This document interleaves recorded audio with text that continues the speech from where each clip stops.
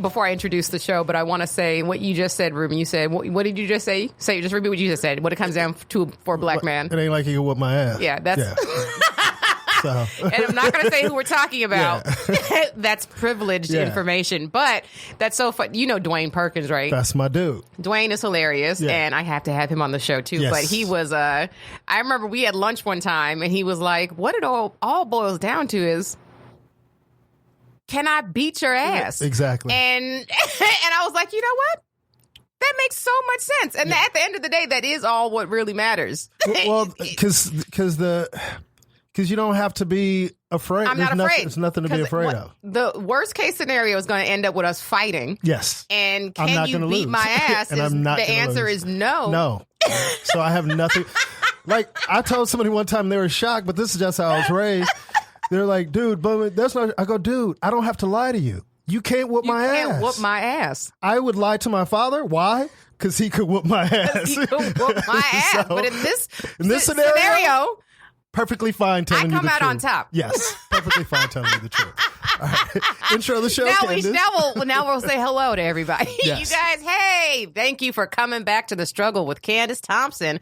I am Candice Thompson. And to my loyal listeners, thank you for always coming back. And to my new listeners, thank you. And I hope you can take away something from this podcast. I have my friends on, and we talk about the challenges of adulting, which is... it's endless. So, if you're an adult and you can laugh at something we've said or you can relate to something, then and I've helped in any way, shape, or form, then that makes me happy, and I hope it makes you happy. And you're welcome. Now, if you have not subscribed to The Struggle, make sure you do that. We're available on all podcast platforms, and we're on YouTube. So if you want to watch the videos and see our beautiful faces, you can go there and subscribe. Also, rate and review us on iTunes. And last but not least, if you are listening to this regularly and you're enjoying it and you haven't told somebody about it, what are you doing? Pay it forward. Yes. Just tell somebody. Do us a solid. Don't be selfish. Don't be selfish. Now, you can find me on social media, Jokes by Candice, and Candice Thompson Comedy for my CandiceThompsonComedy.com. Who goes to websites anymore? I know. For my shows. And watch Lights Out with David Spade on Comedy Central. I'm writing on that show. And we just found out we got picked up for another season. Yeah. So watch that. Now I'm going to introduce my guest for today, hilarious comedian Ruben Paul. Thank you, Candice. Oh, my God. Lubin. I call you Lubin. I don't know if you heard me when I walked. I said Lubin. No. Because I don't know if you ever saw I think it's a Ben Stiller movie. It's definitely a Ben Stiller movie. Uh-huh. And in one of I think it was either the Heartbreak Kid or no. He has so many rom-coms. Anyway, There was a guy, I think it was Hank Azaria, who called him Lubin with an accent. So I just do that. Well, my father called me Wooben. Why? Because he had a my father's Haitian. My father's Haitian, so did my dad have a speech impediment? I was like, did your dad have a lisp or a fat tongue? No, that's just how he pronounced my name. Like, Wooben? Wooben. Yeah, so I always, I got a bit about it. Well, my name is spelled R-U-B-E-N. Yes. But how he pronounced it was W-O-O-O-O-B-E-N. So... Yeah, it was very embarrassing growing up. That's the correct pronunciation. Yeah, where can everyone find you on social media? I am Ruben Paul. That's RUBENPAUL on Instagram and Twitter. And Facebook is Ruben Paul Comedy. And make sure to check out his hilarious show at the Laugh. If you're local or if you're ever coming to in LA. Los Angeles, Ruby Tuesdays, every Tuesday night at the Hollywood Laugh Factory. Every Tuesday. And the theme of the show is diversity. I always have a mix of comics, always put women on the show. You always do. Yeah, because I think it's important because there's this ridiculous stigma that women aren't funny, which is insane to me. So if you want to see funny women, come to my show every week. Isn't it fucking retarded? Yo, we bonded a little in Montreal about the ridiculously of this business sometimes, but we'll talk about that, I'm sure. We'll get into all the foolishness. Yeah. Starting with, well, when did we meet? I like whenever I have people on, it reminds me of when we first met. And I'm trying to remember. It seems like I've always known you. I can't even remember. Ruben's family. Yeah. It just feels like I've always known you because I can't even remember the first time I saw you perform, but I just thought you were funny. And I don't know, it was this kind of thing. Like, we spoke, and it just feels like I always And you know why I want to say that may have been is because I know somebody named DeJuan Owens. Yes. You remember Dewan? Yeah, I remember Dewan. Dewan is the reason I got into stand-up. Okay. Dewan was doing stand-up on the East Coast and then moved out to L.A. And I didn't know him on the East Coast. I met him through a friend who happened to know him. And he was like, we exchanged phone numbers through this friend. And he was like, I have a friend who's moving out there. He's in comedy. I think you'd want to get in contact with him. So I hit him up, and he was literally 2 blocks away from where I was at that moment when I texted him. I was like, what's up? This is Candice, Mosi's friend. You want to grab lunch sometime? And he was like, yeah, let's do it. He was like, where are you right now? And I said, I was in the Valley on the street. And he was like, I'm 2 blocks away from you. Wow. So that was kind of like fate. But anyway, I know that I think at one point you were like his mentor or something. Yeah, we met. I don't know. I can't remember exactly where he met, but he was just cool, and we exchanged numbers. And he was just new to LA, and I kind of knew everybody. So I would. This was back in 2006. Yes, I would kind of tell him where to go. Yeah, and he used to have this hilarious joke, if I remember correctly, about playing ball. And the coach gave him a jersey with 3 digits, so he knew he wasn't going to play. And that always stood out to me because I played sports also. But then he transitioned more into acting. Yeah. And he's doing great now. And I had him on the podcast back in April, I think, of this year. Please tell him I said hello. I haven't seen him in years. Just ran into him at Sprouts. Oh. We shop at the same grocery That's so Hollywood. He got 2 kids now. He's married with 2 kids. Oh, wow. Good for him. Yeah, Good for him. He's happy. So he's not coming back to comedy. Oh, shit. Come on now. Can we curse? I just said shit. Of course. Okay. I mean, I assume, but you never know. Of course. Yeah. All right. We don't do any bleeping. We just let the profanities just come out organically. That's just what it do. We're all adults. The funny thing is, I remember when we actually started chatting when you did the show. No, you just at the Laugh Factory doing a spot, and then it came up that you dated some of them. Like, what? Oh no! And you're like, one? And you're like, I've dated 2 comedians. Yeah, and one of them I'm still really like he's one of my best friends, and the other one is a crazy person. I think the one that's one of your my best friend. Interesting. Yeah. Okay. I was like, which one? Yeah, I was like, what? I was like, okay, all right, okay. He came up. Yeah, that was a long time ago. He's still one of my best friends. Anyway, he's also been on the podcast. Look at everybody. Shit. Who? Yeah, no, I think people know. We're talking about Ian, right? Yes. Yeah, no, I talk about Ian. And I've known Ian forever. Yeah. I've known Ian since Ian had dreads down his back. Ian Edwards used to scream. I didn't know him then. I didn't know him. I had only seen this through watching his Def Jam sets from the original Def Comedy Jam. Yeah. So this is way before me. I didn't even move to, get into comedy until 2007. But yeah, and Ian and I dated back in 2007 when I first started getting into stand-up. But Ian, I didn't know him post dreads. I love Ian. That's my dude. Ian is the sneakiest dater in the business. Oh, he's so private. You just be somewhere and he just pop up with a chick like, oh, okay. Didn't see that coming. Ian is a very private I remember person. we were doing a gig together. I was like, we were going to carpool together. Yeah. And he called me back, yo, man, we don't have to carpool anymore. That's a great Ian impression, by the way. I'll meet you up there. I said, okay. And I get there and I was like, oh, I see why he didn't carpool. And, Because he had a chick with him? Yeah, the chick with him. She probably picked him up and drove him. Of course. She's probably a white woman. Yeah. Sounds like some shit a white woman would do. Yeah, you really... I didn't pick Ian up at all when we were dating. You know the rules with black women. Yes, you're not together anymore. You need to benefit him in more ways than one, Candice. Yeah, no, Ian's ridiculous. And he's a very private person. I didn't even know we were dating until 8 months in. He didn't tell me. He's like, we dating, right, Candice? Yeah, Ian is okay. Yeah. Okay, so let's transition into my struggle, which we mildly talked about before we started recording. Mm-hmm. And I mentioned a little bit something when I made a joke about Dewan's happiness, but in comedy, and that's why he stayed away. But I'm finding, because I'm a very happy person. I'm a genuinely happy. I talk about how I've had a great upbringing. My parents are fantastic. I talk about it all the time. So I'm emotionally healthy, grounded, genuinely happy person, and I always have been. Okay. And I'm really starting to feel that this is a lonely place to be out here in Los Angeles. Like, I feel like most people, because of their issues, mental illness or whatever, like, I find myself spending my free time alone a lot of the time because I don't click with a lot of people, because I see people's bullshit so quickly now because I've been in this for so long.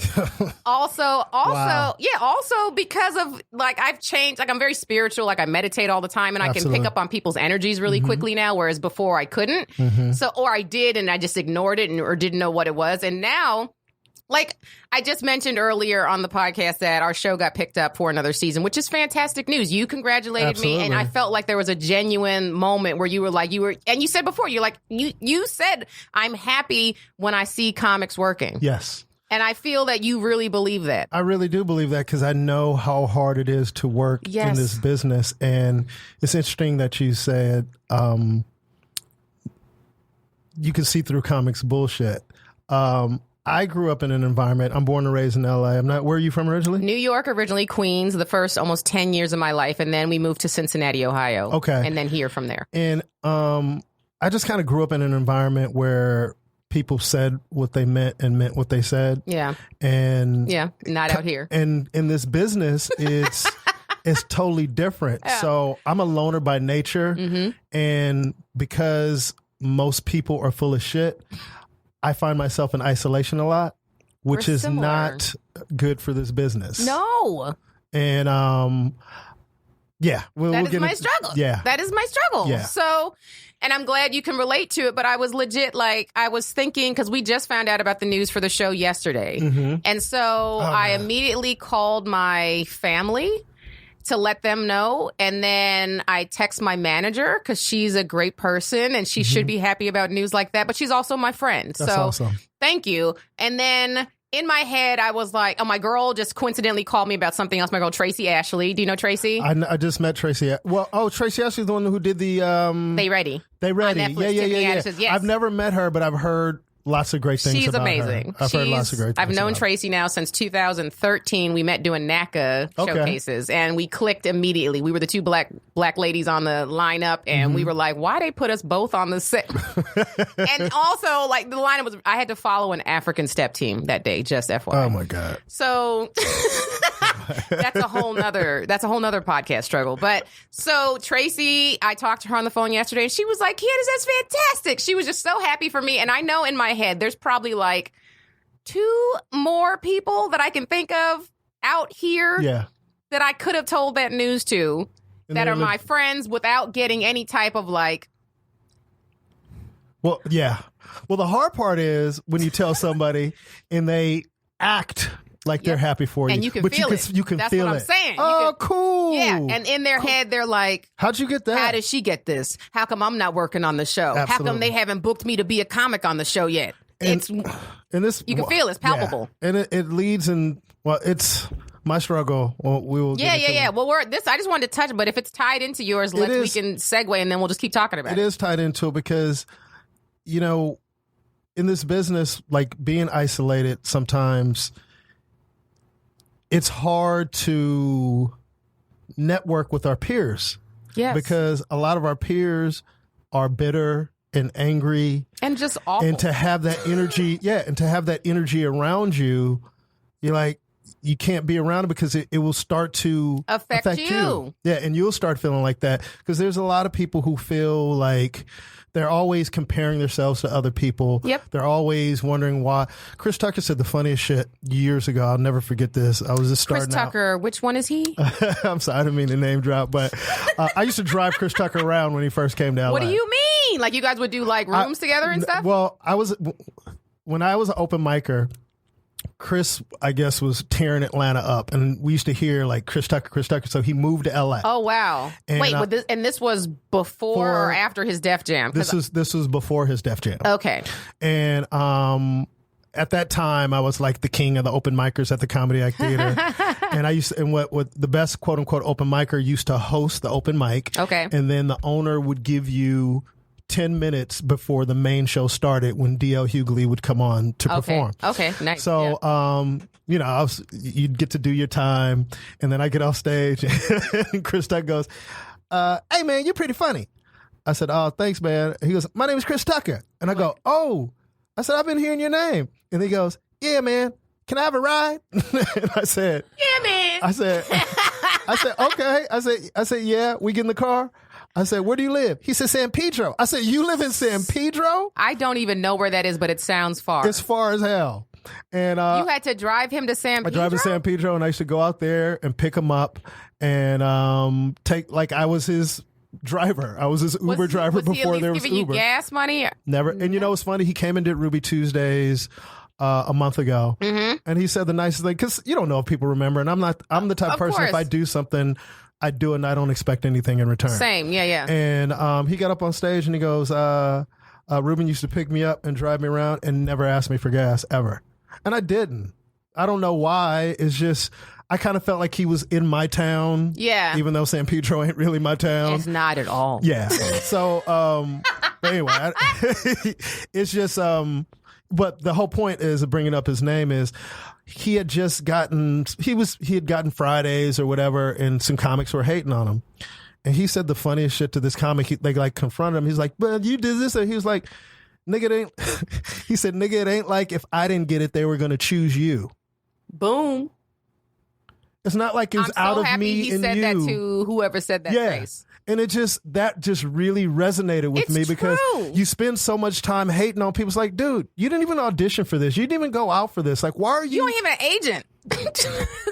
Who are you? Why are you mad? This is not for you. Like, I can't stress that enough. Like, people get mad at stuff other people are getting. Like, if you didn't get it, it wasn't for you. Yeah.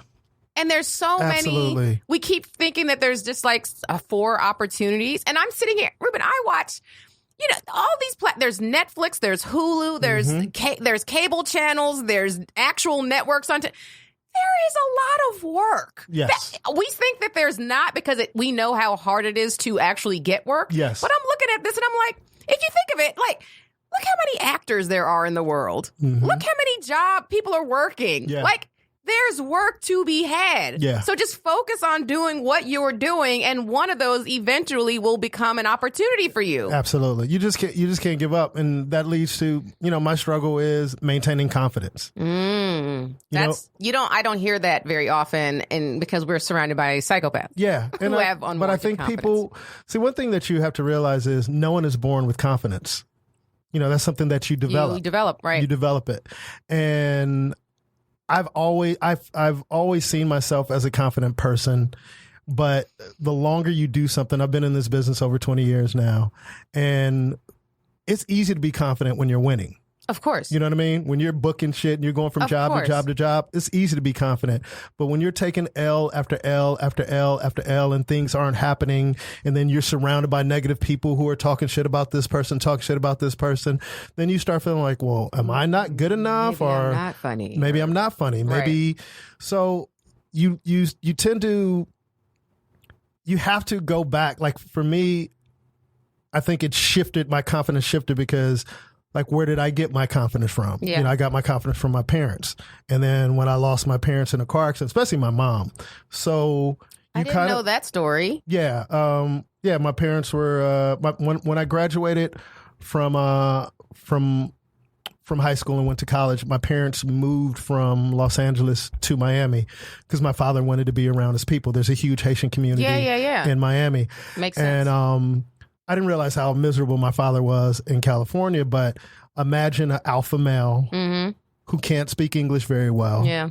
Ruben. Yes. And having his son have to order for him when we go to restaurants and do stuff like that. As a kid, you don't realize how emasculating that is. No, of course not. I had no idea. And I was like, no wonder my father was always angry. What it was doing to him. Right. And when he moved to Florida, when they moved to Miami, when I went to go visit, I saw a different dad. Yeah. You know what I mean? He was more happy. His posture, here. You know what I mean? Yeah. He's thriving. He can go to the bank and there's somebody who speaks Creole. He can go to Denny's. He can go anywhere and there's someone. Community, right? Yeah, it's like being Mexican in LA. Right. Like you can live in LA and not have to speak English. And not speak a lick of English. Absolutely. Right. So, so my parents had been living there for years, and I had started doing stand-up and everything, and then you get a phone call that your parents are in a car accident, and immediately at that moment your life just changed. But I'm the type of person, I'm always been a positive person, and you kind of find yourself floating and not really realizing that. Me and Tony Rock had a conversation when he lost his father, that he was depressed for a long time. Yeah. And I was functionally depressed because since I'm so positive, I didn't really deal with it, I don't think. Right. I was back on set, and, my parents, my dad died instantly. How old were you? 28. Oof. Yeah. So my dad died instantly. My mom was in ICU. They thought she was going to survive. And then she died on the day of my dad's funeral. So we had two funerals back to back from week to week, the closest people ever to me. And my mom was my support. My mom was the one who encouraged me. The Rock, yeah. The Rock. So, and I was on stage probably a week later. I was back performing and doing stand-up and thought I was okay. You compartmentalized. Yes. Yeah. And then you kind of realize, like, you're not okay. Yeah. And then me being a loner, like, you think about it. To even say you lack confidence, is, everything that we do in this business is based on how confident you are. Yes. And you look at somebody like I said, confidence is something that you have to develop. You're not born with it. Muhammad Ali, who we consider probably the most confident human being on the planet when he was alive, had a guy with him telling him how great he was. Needed affirmations. At all times. The champ is here. The champ is here. He had to have a guy. You think because he would forget. You think these actors, exactly. You think these actors and rappers who have entourages, you think they just love paying people? You know why they keep those guys around? Because they encourage them. They have to, because if they don't, they'll get in their head and like, maybe I'm not great. Come on, man. Come on, Candice. Maybe I can't float like a butterfly or sting like a bee. Yes. Come on. Maybe I can't do that. But then can I do that? Yeah, champ. You can do anything. But I think confidence to me is a good litmus test of who's more of a genuine, normal human being and who are the monsters. Yes. Because the people who don't need to have people telling them that all the time, the ones who just have all this confidence for no reason. Yes. And I've noticed also those people are the most mediocre people. Yes. The ones that have the most confidence. Yes. Are the ones that are like doing hack jokes or just doing unoriginal stuff. They don't care and they don't put any work into it. And I think that they're just so delusional about and have no self-awareness that they just walk around thinking that they're God's gift. Yes. Even though there is no evidence to prove. But those people tend to thrive, because when you're... It doesn't even dawn on them that they're not going to make it. Exactly. And because when you're really talented, legitimately talented, you tend to overthink everything and want things to be at a certain level. Yep. Quality control. Absolutely. Works as a detriment to a lot of us. Absolutely. Because now especially right now, we're in a time where it's quantity over quality. Yes. Especially when it comes to content and what you're doing. Instagram stuff and where YouTube. Someone who's really talented will look at something and go, man, yeah, we could tweak that. We could tweak this. Where these other motherfuckers are putting out stuff every 30 seconds, whether it's good or not. Right. And I'm like, I don't want that to represent me. I'm not putting out something that's not funny. But then that again, why I say that works as a detriment to us is because just because we don't think it's funny doesn't mean someone else isn't going to find it funny. Absolutely. Yeah. So like going through that process of owning the depression and then realizing that I'm not carrying myself how I normally carry myself.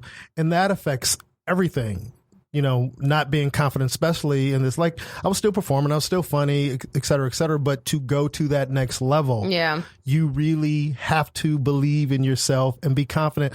I was always a proponent of doing the work. If you do the work, that's what gives you confidence, if you can do it at a high level. Yes. But now you add in, you're doing the work, you're doing it at a high level, but no one's paying attention or no one cares. That's a whole nother, right. So now it's like, there's this, like, what the fuck? Like, I believe that I'm good. And then you do need people to encourage you and to tell you, to reassure you. And thank God I had the audience to do that. Now, sometimes they used to hurt my feelings, but as audiences do. But, I'm sure you got this where they come up to you and go, my God, you're so funny. How come I've never heard of you? Dude. Why aren't you famous? And then when you start hearing that over, you're killing every night, the audience is telling you how great you are, but yet Hollywood doesn't give a fuck. And it's so funny that you say that because I just tweeted the other day. I said, I love this industry. I'm going to misquote myself. I love this industry because we're the only industry where someone who is in a cubicle in Montana doing nothing. Yes. Not that there's anything wrong with it. If that's what you want to do, that's fine. I'm just saying. But someone who's just going through the motions of their job, miserable in what they're doing. Yeah. And they can say you're not successful because they haven't heard of you. Come on now. Yeah. And it's like when it's the same thing when I do, like when I've headlined shows before and then people in the audience come up to me and they're like, that was great. Keep it up. And I'm like, this is what I do. I'm headlining a comedy club. Yeah. Like, this is what people are aspiring to. Absolutely. But in their head, because they had never heard of me before, they think that I'm still, like, struggling. And it's like, no, I'm supporting myself doing what I love. Dom Herrera, man. The great Dom Herrera. Shout out Dom Herrera. He talked about success. He goes, you know, to be able to do this for a living, not have to work a quote unquote day job, you're successful. That's what success is. Yeah. But we look at, if I'm not Tiffany Haddish, if I'm not Chris Tucker or Kevin Hart, then somehow you're not successful. And there's varying degrees. And here's the thing. Yes. This is a marathon. It's not even a sprint at all. You know? So if we focus on ourselves and focus on the work, and like you said earlier, sooner or later you'll get your opportunities to show the world what you can do. Yes. You know, and until then, enjoy the journey. But the hard thing is there's some people who can fake confidence, but it's interesting now because I've dealt with this issue of confidence and I'm coming out of the other side of it, to have people, I had somebody tell me the other day, I was like, damn, man, you always be funny, but you're really funny now. And I go, oh, thanks. And I go, yeah, you're just so much more confident. And that... Interesting. And that hit me because I never, like, can people see when you're, like, it's weird. People can actually see it. They can see it. They can see it. They can feel it, too. Like... And that's, I also struggle with confidence. I'm trying to think if I've ever, I do so many of these, I'm trying to even think if I've ever talked about my confidence as a struggle. I'm sure I had to at some point, but that's a legit thing. And it's like, you've always been funny. Since I've known you, you've always been ridiculously funny. Thank you. But it's like, there's an extra little, which I've experienced myself, when it's like when you get into your groove of I can trust myself 100% on stage to the point where it's like I don't need to go up there prepared at all because I'm just having a conversation with these audience and I can trust that whatever, I'm actually thinking about getting a tattoo on myself that says trust yourself because that's one thing I have to constantly remind myself of just Candice, you, and I've had comics tell me this, Candice, don't go up there and just recite your jokes. Yeah. Have fun. You are a funny person. Trust in that. Yes. And absolutely. There was at one point, Ruben, where I would write down the jokes I wanted to do for like all my sets. Write them down. And like, this is the order because I'm very analytical. I'm very structured. I've always been my whole entire life. And this is the formula for like jokes. You got to say this joke and then this joke and then this joke. And this is your closure. This is your opener. And I stopped doing that. It got to a point where I was like, I'm not writing down any jokes I'm saying tonight. I'm just going to get up on stage. And I'm just going to do some crowd work in the beginning and then go with the flow and see what the crowd gives me and what vibe they're giving me. And then I'm just going to tell jokes based off that. And my riffing has gotten a lot better and I've gotten so much more out of my head. And then that also helps with just the confidence of it. Like it just takes your comedy to a whole nother level because the audience is like, they can see that you're not in your head. They can see that you're just having fun. And that's so much more impressive to them than just reciting jokes that you came up with. Yeah, exactly. And I think for me, it was hard because I love comedy so much. Same. And I'm most comfortable on stage that for people to see that I'm more confident now than before, it's kind of weird to me. It's like, well, I always felt confident in the moment. Yeah. But for them to see it, and I'll tell you a story, and this all tied in. The reason why I started Ruby Tuesdays, how you just have one of those sets where like they're laughing at the setup, and so I had one of those sets one night, and I get off stage, and Jamie Masada, the owner of the Laugh Factory, goes, buddy, let me talk to you. So he takes me in the lobby, and then he goes, let's go outside. I'm like, oh shit, like what did I do? You know what I mean? And he spoke from his heart, and I had known Jamie for a long time, but it was more like employer-employee type relationship, where, hey, Ruben, how you doing? Good job, that type of stuff. Because he managed a lot of or was it just Tiffany? I don't know how many. No, he managed a bunch of Ralphie May, Tiffany, Bob Marley, Aisha Tyler. He managed a lot of Bob Marley. Remember Bob Marley, the comedian? The comedian, the white.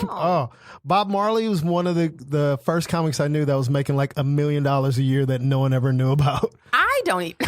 Yeah, look up Bob Marley. When you used to call the Laugh Factory and hear a recording of a comedian doing comedy, I don't know if you ever remember like hearing like an album while you're on hold.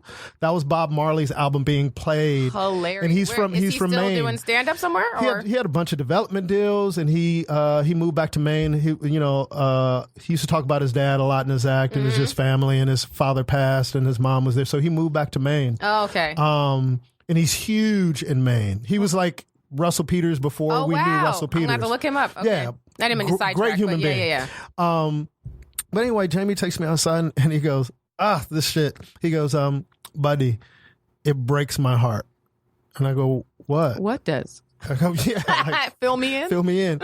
He goes, I've watched you for years, and you're one of the funniest comics I've ever seen. You should be further in your career.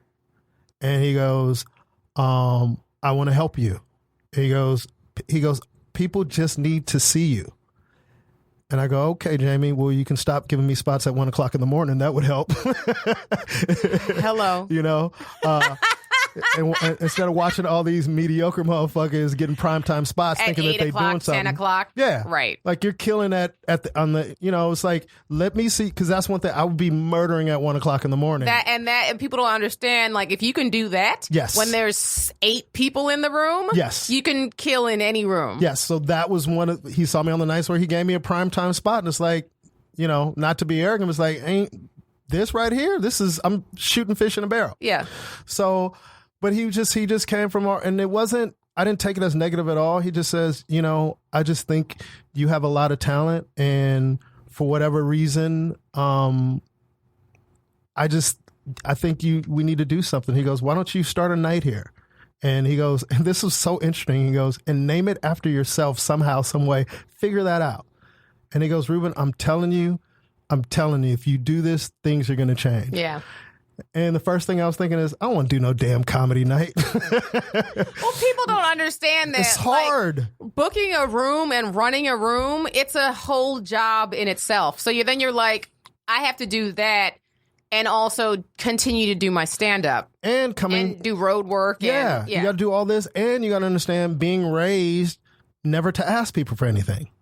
So it's very difficult to pick up the phone to call Bill Burr, or to call George Lopez, or to call these people who willingly come do the show, and I call them, but I never ask people like for anything. I'm the same. We are very similar. I hate, even when I think about like booking this podcast, I'm like, oh man. Yeah. Because everyone's got a podcast now. So it's like, it's like, another thing that I'm not getting paid to do. Yeah, exactly. It's one of those things where it's like, you just kind of have to do it. Yeah. Like, I mean, you have to, and it's hard, and I'm getting better at it, but it's tough. Yeah. And especially when you're not used to asking people for something, and then you get no's, and then it's like, okay, I can't take that shit personally. Maybe they had something to do, or they're busy. But we never think of it. We never think of that. No, it's like, they fucking hate me. They hate me.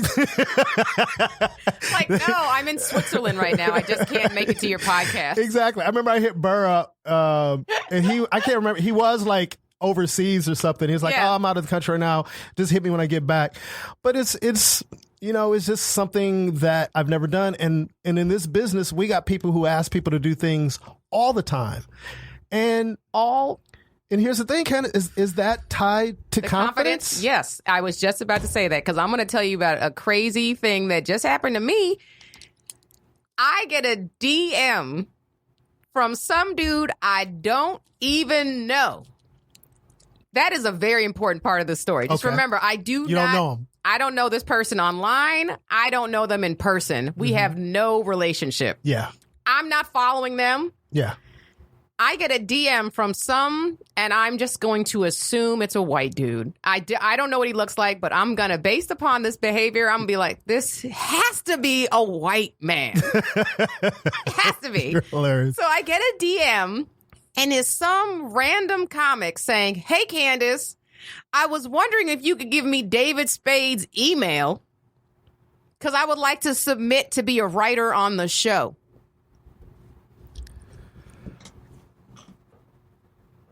That's a lot of confidence. I probably have it now. I'm working towards that, but holy shit. We would never do anything like that. Ever. Wouldn't even think to do that. No. Yeah. But here's the thing. Those are the people who fucking win. Stuff. They win. Because they ask the things that nice people who are sane would never think to do. Yeah. And in my head, I'm like, that was ridiculous on so many levels. Yeah. I don't know you. Also, I am not giving you David Spade's email. No. Also, this is not even professional. This is not even how you submit. Do you think David Spade himself is taking the submissions? Exactly. Do you really think he's the gatekeeper? But there's so many people out there that are that bold. Yes. That will call you and ask you for, I obviously not tonight, but I have a lot of celebrity friends. Yeah. And people call and ask you for their list information. Them all? I would like people to know. That'll never happen. It's weird because when you know people, it's like if I'm talking about you and then they're like, wait a minute. Did you just say? And I go, you forget like it's a big deal. It's like, yo, these people have been horrible to me over the years. So for so many years. For so many years now. So I should be able to at least count them as people I really know because they've shitted on me for a long time. But yeah, to be able to even do that, But so the good news to all this, so when you identify the problem, is, okay, how do I keep my confidence up in the midst? And number one is, like we've been saying, focusing on the work. Yeah. Being able to have a show every week and to work with comedians that I like and to be able to perform for an audience every week, that, of course, being comfortable and, you're going to grow. Yeah, of course. Regardless. But the thing that I had to remember is whether you're losing, quote unquote, losing or not getting the things that you want. Right. You always have to revert back to believing in yourself comes from having those memories and focusing on those successes that you have had. Yep. It's like, okay. We always focus on it's like when someone insults you or says something was bad here, you forget about all the compliments that they give you. You focus on that one critical thing, the criticism that they gave you, and you're like, it just negates all the positive stuff. You have to focus on the good. You have to focus like, okay, I might not be booking things now, but I have booked things and I have worked. I've had a lot of wins. A track record. I have a track record of success. Of proven, right. Exactly. So just because it's not happening, quote unquote, right now. Yeah. And here's the thing. Very important thing. And what a lot of comedians feel, just because somebody is working doesn't mean that they're better than you. No. Doesn't mean that you aren't any good. That is a fantastic point because that is the accuracy of that statement. And that's what we tend to feel. And especially in this business sometimes, and I hear a lot of comedians hating on other people. It's like, yo, that guy's a good actor. Doesn't mean he's a better comedian. No. The hard part is some of them who are shitty comedians who book things and who still go on the road, they act like they're better. Of course. But they're probably struggling with confidence. So they're overcompensating. Of course. So it's just this point of really focusing on yourself, not focusing on other people, and doing the best work you possibly can and reminding yourself how good you are, how talented you are. That is really, I talk about it all the time on the show. I meditate every day, and that's what I do when I meditate is I have to tell myself. And there was a point in time where I used to not laugh at people. I would never bully anybody, but in my head, I would be like, who are these people that need affirmations that go? Because to me, it didn't seem like a routine that worked. Yes. To tell yourself this, it's like, I'm not going to believe it just because I say it. And then I started doing it, and it's like, oh, it does work. So here's the thing. So you're absolutely right. So lack of confidence can lead to depression, anxiety. Absolutely. So one thing that I learned to do, because what's funny is having this conversation, and I know I'm not close to a lot of people, and a lot of people don't really know me. Yeah. So they just assume that I'm just happy and because I am always positive, but they don't realize it's just like a woman before she puts on makeup. Like before I leave that house, before I get out of bed, I have work to do. Yeah. And my work is to build myself up. You know, I don't have Bundini in the kitchen making me, telling me, you ready, champ? You ready to start your day, champ? You're the best comedian in the world, Ruben. That actually would be funny to shoot as a sketch. No. I'm not even kidding. You should shoot that. That would be so funny. You know what? I'm going to do that. You need a hype man. A hype man. Yeah. Because that's, you kind of figure out, it's like, oh, that's why these people have all these people around them. That's why. And what's funny is I have a friend now. We've been friends for a long time. He helps me with Ruby Tuesdays. And he is well versed in comedy. And he does encourage me. Even when I don't need to be encouraged. He's like, Rube, I'm telling you, dude, keep doing what you're doing. When you have your peers telling you, all that stuff helps. That's why it's funny when you'll see a comic have a good set and other comics refusing to acknowledge that. That is just so fucking weird. Like we all do this. We all know how hard it is. I love to see. Now, I'm never going to bullshit somebody and tell somebody great set if they didn't have a great set. But I've seen that. We've all seen that. Come on now.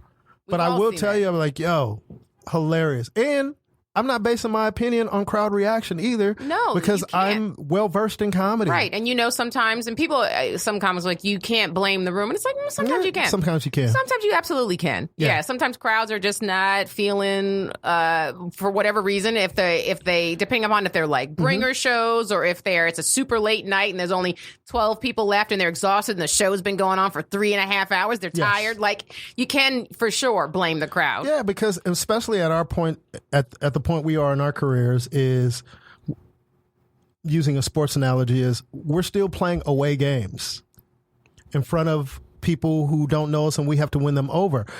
We work hard. That's a great analogy. We work hard to get to a point. Every time Joe Rogan goes up, it's a home game.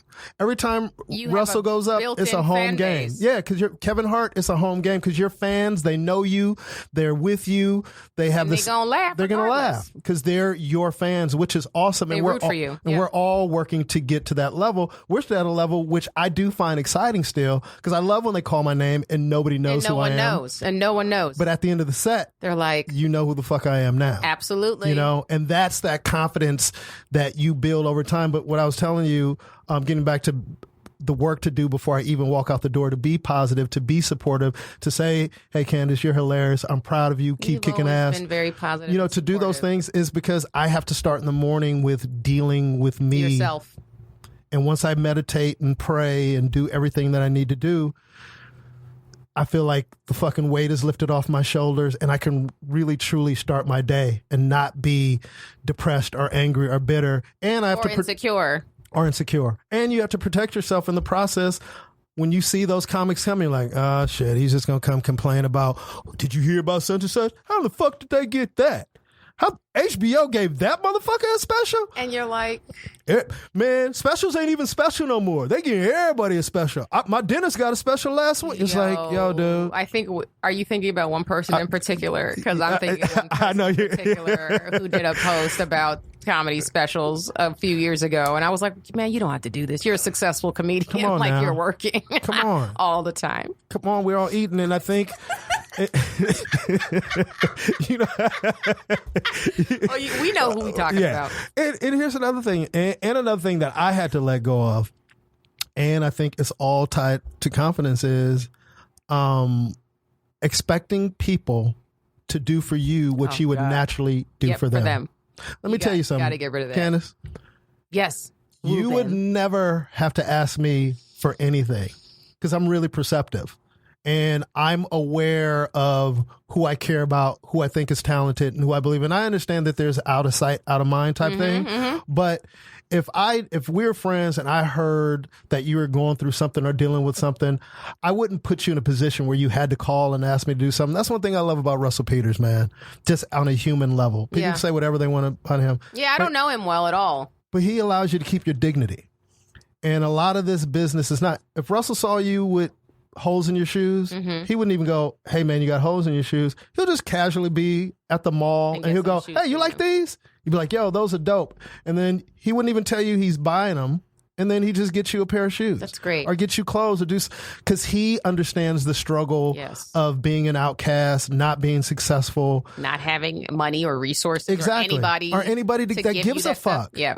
Anybody that cares. Anybody that cares. So, you know, his friendship has meant a lot to me because when I met him, it was at a time where you're struggling and how you're paying your bills. And again, thank God it wasn't to the point where I had to work a day job, but to have somebody at his level who respects you, who treats you with dignity, who pays you as a headliner, even when you're not headlining. Like, we'd work clubs together and the manager would come like, whoa, like, you guys must really be good friends, you know, because he would pay me the same amount of money that you would get, a headliner would get paid for the whole week. That's fantastic. You know what I mean? So that's so refreshing to hear, because I just get mad when I know that, like, there are some headliners out there that they know how shitty featuring pays. They know. And it's like, and we're talking about celebrities that have millions of dollars. Yes. And they just still don't take care of the feature. Yeah, they make you buy your plane ticket. And you're like... They make you pay for your hotel if the club won't give you a hotel. Right. You're like, you're a celebrity. You're a celebrity. This means nothing. This is chump change to you. And you understand how hard this is, but yet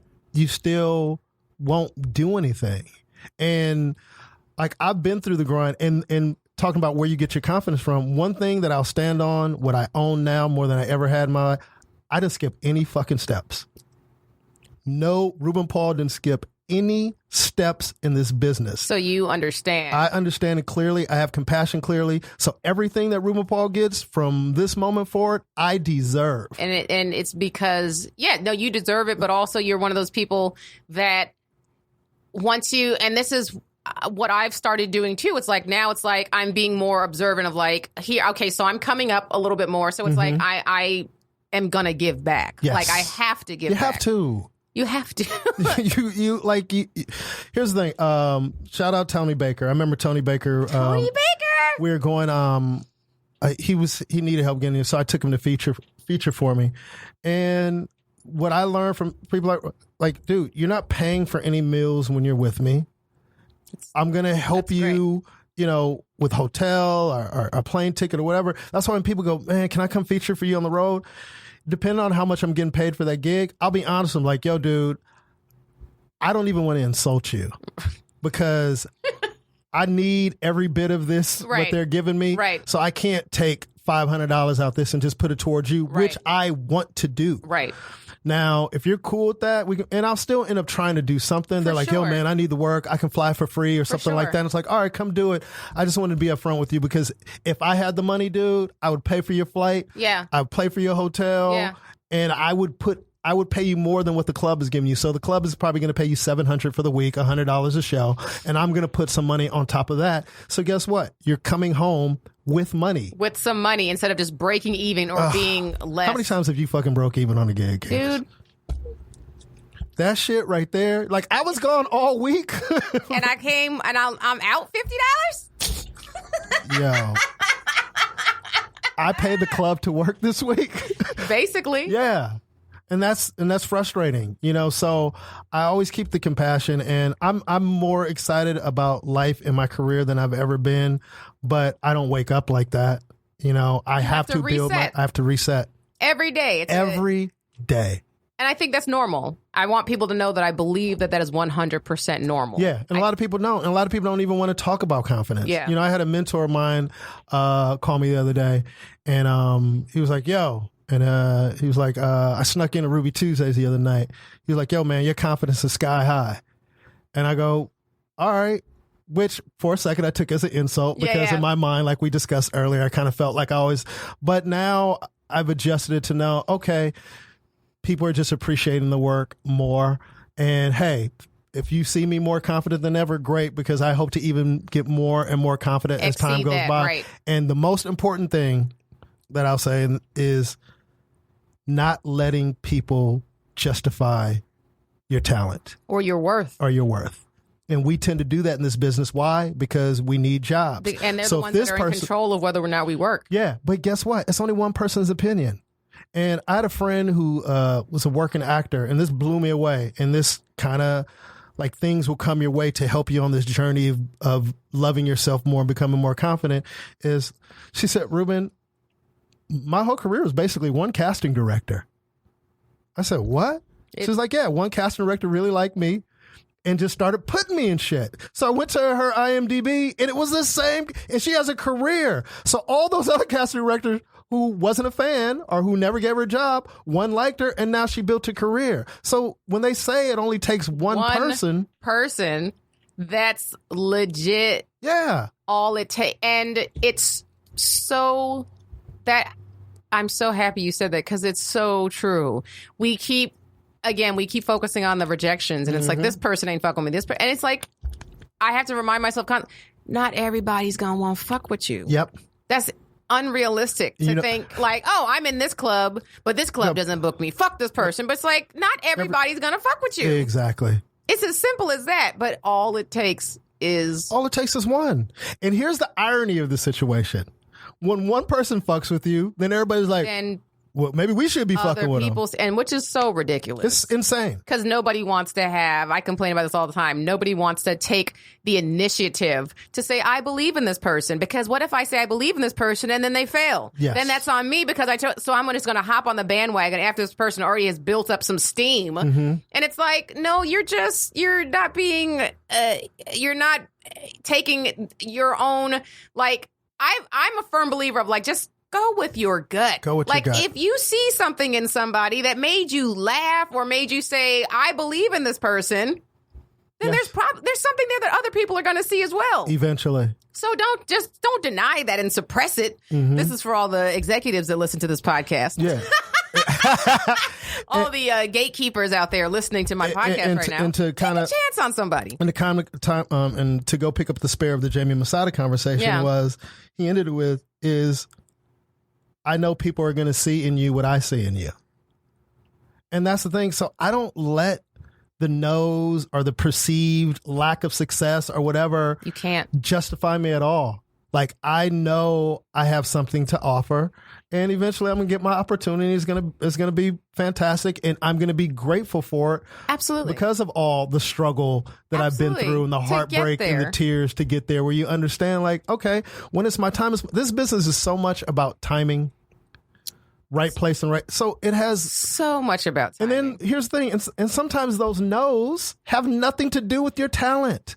I've been in situations like, Candice is the best person for the job. I know, but I told this other person no so many times, and it's just their turn. It's just their turn. I tested for a pilot years ago, and I didn't get it. And it crushed me because it was just one of those roles that I read it, and I remember telling my agent, I go, oh, I'm getting this. It's perfect for it. She go, really? I was like, yeah, I'm getting this because it's literally me. It's for you. And I went all the way through the end. I lost out because the lead of the show wasn't that, and I just had a similar experience like that. But the lead of the show wasn't an experienced actor, so they wanted to put experienced actors around this actor, so I didn't get it. Fast forward, and that's the only reason. Fast forward, at the time I didn't know that. Right. So that's a kick to the gut, because for you guys who have tested or know about testing, so close. When you test for something, everybody involved knows how much you're going to get paid every week. So you know what your quote is. Yes. So you're going in there going, wow, if I get this job and this gets picked up, I'm going to be making this $20,000 a week. A week. Which is life-changing. A week. $20,000 a week. A week. So I didn't get it. I went into a little bit of a depression. Of course, that would put anybody into a depression, knowing that you were this close to getting $20,000 a week. A fucking week. 7 days. Or 5, I'm sorry. 5 days. 5 days. Hey, shit. I'll break, 5 days of work, but $20,000. I'll take 5 of that 20 and put it on Saturday and Sunday. I mean, yeah.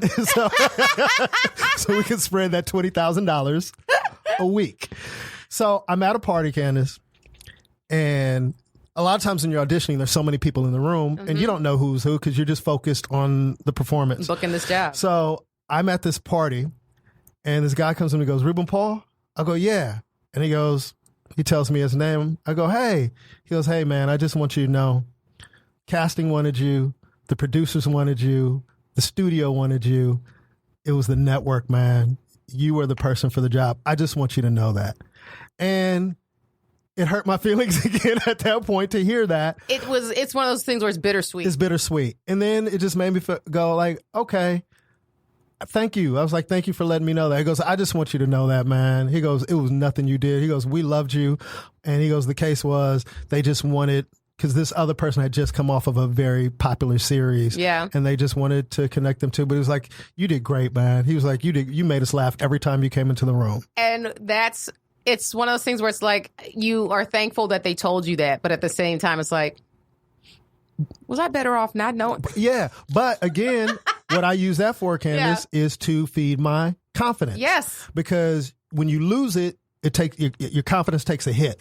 So you're thinking, what the fuck did I do wrong? Did I choke? Yep. I felt good in the room. And there you didn't. It wasn't you at all. It wasn't you at all. So now you're beating yourself out and your confidence is going down, down, and down. I wasn't good enough. So now you use that in your toolbox of, this is when I start off in the morning. Yeah. This is what I know. I am good at what I do. I'm not in competition with anybody else. Yeah. I'm going to continue to do the work, and I'm going to do it for the right reasons. Yeah. That's why when people steal material, to me, it's just weird as a stand-up comic, because in its essence, you should be talking about things that are important personal to you, personal to you. Yeah. So what are you really doing but cheating the game, trying to get ahead? No, I know. Yeah. You know, but anyway. Well, that I would like to say, because I know we've been relating this to comedy because this is our experience, but what we've been talking about today is something I think everybody in any walk of life, in any career that you've had, like people just they struggle with confidence because of the rejection. It's one thing that we've all experienced. It's rejection. Can I tell you what's crazy about all this? Yes, please. I'm the guy who gives the people that I work with confidence. That's my job. When I work with Russell, if I work with George Lopez, if I work with all these people. You are the hype man. Yes. Isn't that fucking crazy? That's amazing. So, when we're collaborating on this process, when they're going and you have to, especially if you're writing and whatever, you have to give them confidence in what you're doing. Yeah. Because this is all new. So one thing that I loved about George when he was working on the show and why he was so easy to work with, and I've learned so much from him, he's like that tough love, don't give you anything easy. Yeah. But as I've gotten older and our relationship has gotten so much closer, and the things that used to hurt my feelings or upset me, I now appreciate. But one thing is that motherfucker is so focused and so meticulous, and we can write a joke while they're fucking counting down for him to run out. Yeah. And he'll look at me and goes, is it funny? I go, hell yeah, it's funny. Yeah. Okay. Boom. Yeah. And delivers it like he's been doing that joke for 20 years. Wow. Yeah. And that's, building that confidence, and even with Russell or whoever. And you have people that like that who are now going to you. They're looking to you for validation, right? They're like, isn't that crazy? That's fucking crazy. It's insane. And I remember a particular comic, because some people don't like to let people know that you work with them. He was asking me questions, and he's huge. And I go, why are you asking me? And he goes, dude, you're hilarious, and I love what you do. Yeah. And he just, in turn, trust me. And knowing that I'm not going to lie to him, and I'm not a yes man. Yeah. That's why I'm not in any entourage, because sometimes when everybody is giving them false confidence, right, I'm the one who keeps it real. That's keeping them real, because that's not going to, them lying to you is not going to serve you. Not going to benefit that person. And even my guy who gives me confidence, or the people around me who encourage me. Yeah. One thing that I appreciate about them is they'll never lie to me. Yeah. So they'll give their opinion, and it's up for me to go through and see what's valid and but from an honest perspective, being fully honest with myself. Yeah. So Anyway, I could talk on and on about this, but everybody struggles with confidence. And I hope by listening to this, and I love just the theme of your podcast, because even coming down here and when you're like, Ruben, we're talking about struggles, I'm like, damn, do I really want to talk about that? But it's going to be helpful to somebody else. For sure. And the confidence thing for me is, I hate that we have to wrap this up because this is so good, but the confidence thing for me, because I mentioned it when I did Amanda Seals' podcast not that long ago, and it wasn't like the theme of the podcast, but even just mentioning it, I was like, saying that confidence is a struggle for me sometimes.